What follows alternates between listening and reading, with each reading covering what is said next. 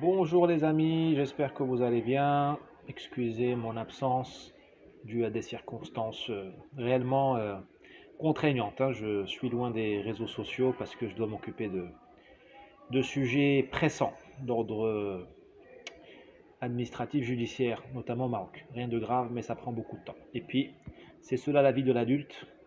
Ce n'est pas seulement commenter notre époque, c'est aussi agir et donner des coups et savoir en prendre. Ça nous ramène au cas d'Annecy, où bon, a eu lieu un crime de masse et un jeune homme, un jeune Henri, me semble-t-il, me dit-on, s'est montré capable de prendre des coups, enfin, s'est risqué à prendre des coups pour arraisonner le monsieur, là, le Syrien, qui a donné des coups de couteau. Plusieurs niveaux de lecture sont possibles de ce drame. Tous sont chargés de... Tous sont politiques. Bon, vous me direz que tout est politique, même la météo. Maintenant, même la météo sur TF1 France 2 est une leçon de propagande politique pour vous parler du climat.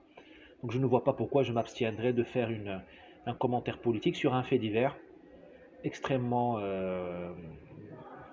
effroyable, commis par un étranger, admis en France. Enfin, il n'a même pas été admis en France parce que finalement la France n'était même pas au courant de sa présence. Il est rentré dans ce pays comme on rentre dans du beurre via le système Schengen. Un monsieur rentré en Europe apparemment pour demander l'asile en Suède.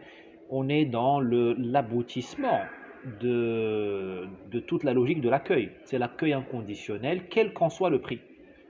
C'est le fameux, c'est le quoi qu'il en coûte ramené à vos enfants. C'est-à-dire qu'il faut, vous avez des illuminés et des mafieux, je vais y revenir, qui vous obligent à accepter tous ceux qui viennent de l'étranger, des zones de guerre, évidemment, mais aussi voilà, des migrants économiques, quoi qu'il en coûte.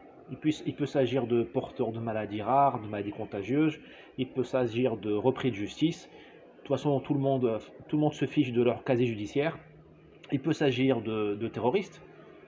Dans le commando du Bataclan, il y avait des gens rentrés comme ce monsieur-là d'Annecy par la filière voilà, syrienne, des réfugiés, hein, on vous dira des réfugiés. Hein. C'est le genre c'est le profil de personne que Madame, je sais pas, Clémentine Autain ou Rokhaya Diallo ou Madame Hidalgo, tenez, dit accueille dans ses bras. Enfin, au figuré, jamais, jamais de manière réelle. Hein. Ce plaisir vous est laissé à vous et à vos enfants. Ces gens-là, ces grands bourgeois évitent en général le contact avec les migrants. Madame Hidalgo a mis Refugee Welcome sur la mairie de Paris, hein, fronton de la mairie de Paris. Donc c'est vraiment, on est dans on tire tout simplement les conséquences d'une cause qui s'appelle la fin des frontières, tout simplement. C'est cause à effet, c'est direct, mais on n'a pas le droit de dire. Sinon on est d'extrême droite, on est fasciste, on est voilà. Vous voyez bien entendu le silence assourdissant des ONG immigrationnistes, voilà. Le silence de la gauche, le silence des bien-pensants, le silence de la Macronie, enfin, tous ceux qui sont complices de l'immigration de masse, de démantèlement des frontières de l'Europe, tout ceux-là sont complices. Ils ont les mains ensanglantées. C'est un crime collectif. On va nous dire le forcené, le fou, on va nous souligner qu'il est chrétien, mais réellement, ce qui importe dans ce cas, c'est qu'il s'agit d'un étranger rentré de manière illégale. Il n'avait rien à faire chez vous. Hein. Il n'avait rien à faire chez vous. Alors on me dit oui, on l'a fait rentrer chez nous parce qu'on est des humanistes. Oui, mais assumer le risque de voir vos enfants poignardés, ce n'est pas de l'humanisme, c'est de la monstruosité. Qu'est-ce qu'un humaniste? Qu'est-ce qu'un honnête homme? C'est quelqu'un qui pondère les risques. C'est très facile de donner, par exemple, de faire la charité avec l'argent des autres. Les ONG, la gauche et la Macronie, enfin tous ces bien-pensants qui nous emmerdent, pour dire des choses très clairement, et comme je les ressens, ils font la charité avec l'argent des autres. Ils distribuent votre argent à vous, et votre bien le plus précieux qui est votre sécurité, ils le distribuent comme ça, ils le dilapident. Eux, ils croient qu'ils vont aller au paradis. Bon, ils sont tous... en général, ils ne croient pas en Dieu. Ils croient vivre dans le paradis terrestre. Ils croient atteindre le nirvana ou je ne sais quel état d'extase, d'accomplissement de leur âme. Mais c'est vous qui payez les prix. Hein. C'est votre argent, c'est votre argent public, c'est vos impôts qui payent l'accueil des migrants, qui coûtent là. très cher, et c'est vos enfants, vos filles, vos enfants qui payent le prix. Alors, c'est pas forcément dans des massacres comme ça, mais vos enfants paieront le prix le plus cher. Ils vivront comme des étrangers en France. Ils vivront comme... D'ailleurs, l'Europe n'existe plus. On est dans un autre continent. L'Europe des cartes existe. L'Europe sur une carte existe. C'est toujours une péninsule de l'Eurasie, hein. Mais l'Europe européenne est finie, hein. Elle est derrière nous. Maintenant, vous êtes devenu Babel. C'est un autre monde. Voilà ce que je voulais partager avec vous. Et puis, un dernier point, la notion de protection. Vous voyez que la société a besoin d'être protégée. On a besoin d'être protégé parce qu'il y a des méchants. Alors, des loups isolés, des forcenés, des islamistes, appelez-les comme vous voulez, des fous. Mais il faut nous protéger. Or, personne ne veut vous protéger. Même pas contre les fous. Vous avez vu que depuis Michel Foucault, on n'enferme plus les fous, ou pas assez, ou pas suffisamment. Quitte à ce que le mec il pète un câble et tue vos enfants. Là, on ne parle pas d'islam, on ne parle pas de religion, on ne parle pas de l'immigration, on ne parle pas de Syrie. Là, on parle tout simplement de la doctrine aujourd'hui qui est en place dans nos sociétés. On prend le risque on ne veut plus protéger la société. Protéger la société n'est plus la priorité de nos dirigeants et de nos élites intellectuelles. Le climat, non. Alors par contre, le climat, oui, là, le climat, il faut le protéger, mais la société, il ne faut pas la protéger. Or, elle a besoin d'être protégée. Vous avez vu les gamins se faire massacrer. Protégés par qui? Par l'État, par les mères et par les pères. Les mères ont crié, les pères, j'en ai pas vu là-bas. Bon, ça arrive, hein. Il y a eu un monsieur qui s'appelle Henri, un homme qui a fait quelque chose. Une société a besoin d'hommes pour être protégée. Je m'excuse, hein, de causer des allergies et des crises d'eczéma aux féministes, mais une société sans hommes est un astre mort. On a besoin d'hommes, mais pas des hommes déconstruits, hein, ni des rappeurs avec des dents en or. On a besoin d'hommes qui fonctionnent. Parce qu'aujourd'hui, on nous donne le choix entre l'homme déconstruit, qui ne sert à rien, à part recycler les ordures pour sauver le climat, et l'homme, le rappeur, le voyou, qui ne sert à rien non plus, parce que il est tellement dans ses vapeurs de cocaïne ou je ne sais quoi, il est tellement dans ses rimes à 2 balles qu'il ne sert à rien. Il protège personne, même pas lui-même. Avec tous ces millions d'euros, ne lui permettent pas d'atteindre l'élégance. Alors, de là ce qui protège vos enfants, bon courage. Je mets tous les rappeurs, j'essentialise évidemment, hein, tous les rappeurs ne se valent pas, bien entendu. Et dans le rap, je mets toute la musique pop d'aujourd'hui, hein. Bon, vous avez compris, je parle de l'époque, en fait, de l'esprit de notre époque. Voilà, nous avons besoin d'hommes, des hommes comme Henri, pas des hommes... Heureusement qu'existe la masculinité, heureusement qu'elle existe. Parce que si vous voulez vraiment combattre la masculinité toxique de ce Syrien qui s'est déchaîné sur des enfants, il faut de la masculinité réelle, celle d'Henri. Si vous voulez protéger les femmes, il faut des hommes forts. Si vous voulez protéger les femmes, il faut des hommes forts. Le meilleur féminisme, c'est la fabrication d'hommes forts, équilibrés. Quand je dis fort, c'est pas Saddam Hussein ou Ceausescu. Des hommes forts, ça veut dire des hommes équilibrés, qui sont capables de prendre des coups, de donner des coups. Et ça, c'est pas une histoire de religion, de race, c'est une histoire de valeurs et ça se passe en famille. La famille protège. La famille fabrique des hommes et des femmes. On en parlera de la destruction de la femme en général, en Occident.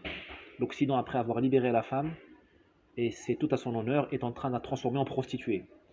Ou en train de la concurrencer par d'autres hommes. Maintenant, les hommes se disent femmes, enfin bon, c'est le sujet d'une autre vidéo. En conclusion, je voudrais évoquer le thème de la frontière. Le thème de la frontière, c'est-à-dire le thème c'est toujours le thème de la protection. Pourquoi nos aïeux ont fait des frontières? Pourquoi ils se sont battus plusieurs guerres mondiales, plusieurs guerres en Europe pour établir des frontières? Parce que la frontière protège. La frontière protège. Il y aurait une frontière, ce type ne serait pas rentré, ou aurait eu du mal à rentrer. On ne fait pas des frontières parce qu'on est fasciste ou pétainiste, ou parce qu'on est amateur de, je sais pas moi, de Milosevic. Non, on fait des frontières parce que les frontières protègent.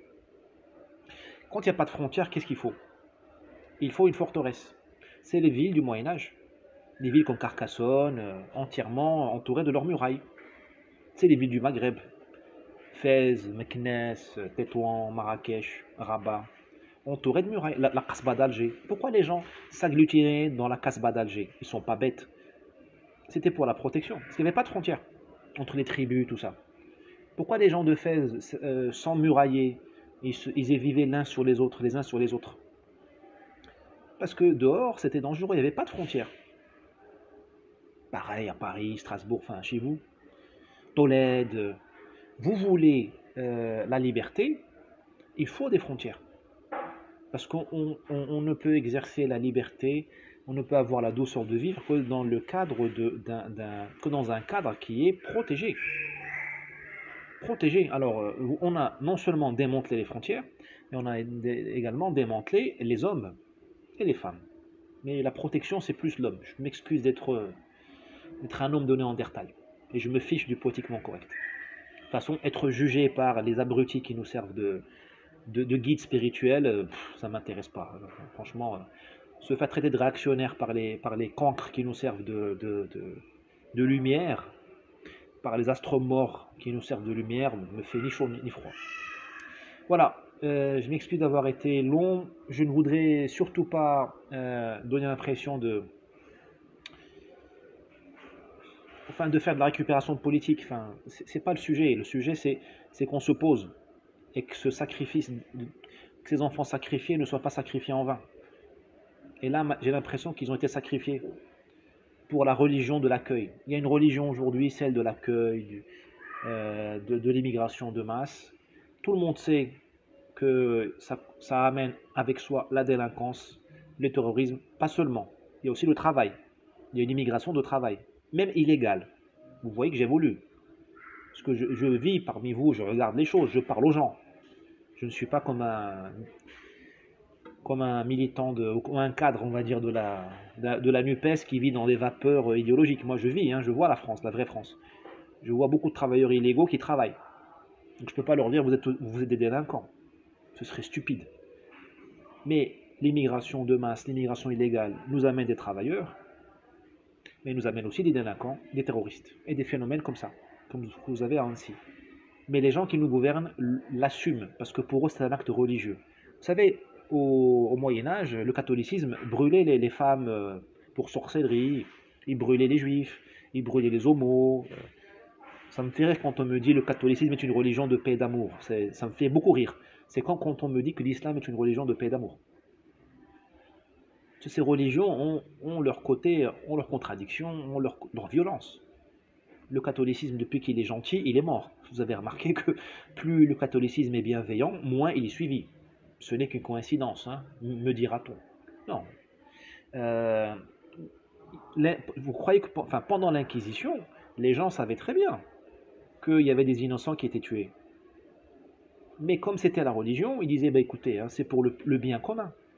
C'est pour le salut, c'est pour l'au-delà. On fait ça pour Dieu. Là, vous avez des militants de gauche et du centre, de l'extrême centre, du côté de chez M. Macron, qui savent très bien qu'on importe des délinquants et des terroristes et des déséquilibrés. Mais ils font ça pour la salvation, pour le bien, le plus grand bien au sens religieux.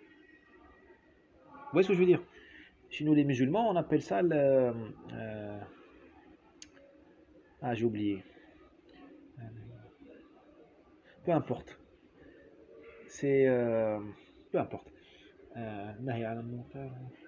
Bon, ça m'échappe. Vous voyez ce que je veux dire? On est dans un moment religieux et quitte à sacrifier les enfants, les innocents, on s'en fout. Ils s'en fichent. Vous croyez qu'ils ont perdu le sommeil là chez la NUPS ou dans les ONG immigrationnistes là, qui écument la Méditerranée? Ouais, ce sont des dégâts collatéraux, comme diraient certaines armées occidentales. Parce que le bien, mais au-delà de ça, il y a une cause qui est une cause religieuse, qui ne s'explique pas, qui ne se discute pas, et qui avance dans le sang. C'est comme la Révolution française, vous savez, on a libéré le peuple. Et on a massacré les Vendéens, et on les a génocidés, on a massacré les nobles et une partie de l'Église, hein. Ça n'empêche pas la République de dormir, hein. Vous voyez ce que je veux dire? On est dans ce moment-là.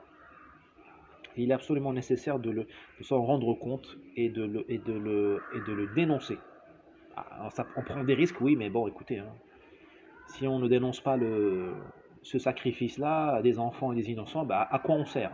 Vaut mieux fermer boutique et aller se suicider en Thaïlande, à boire des coups et à s'épuiser dans des massages interminables. Ouais, c'est pas la peine de faire des livres ou de faire des vidéos, hein, si c'est pour éviter de dire la vérité.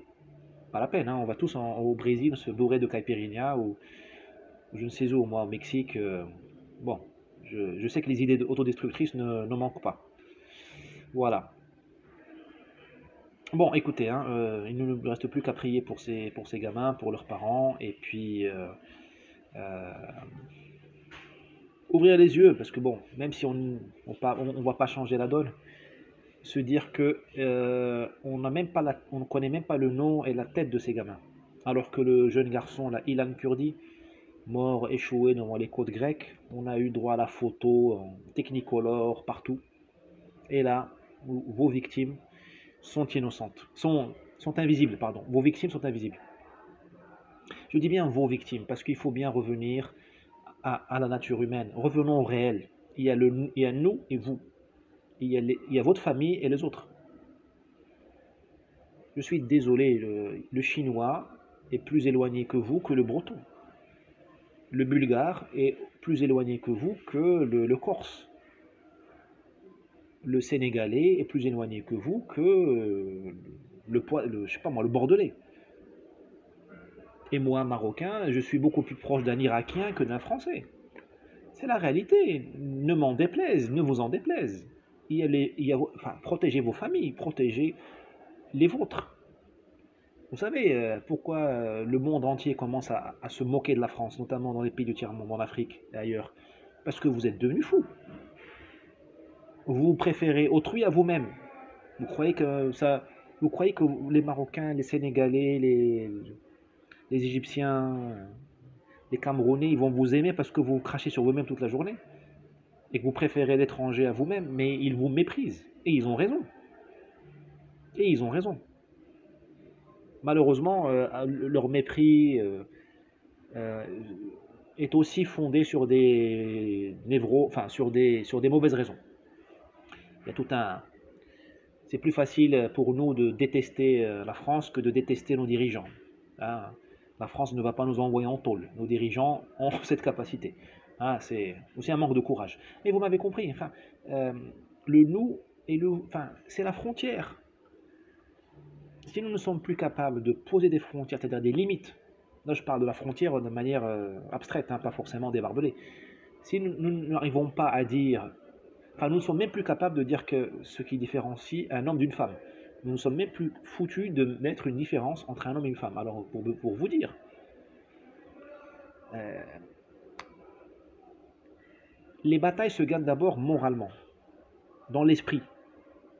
Dans l'esprit. Si on n'est même pas capable de dire ici c'est la France, là-bas c'est l'Allemagne, ici c'est la France, là-bas c'est le Maroc, on est chez nous, ils sont chez eux, parce que c'est réciproque, hein.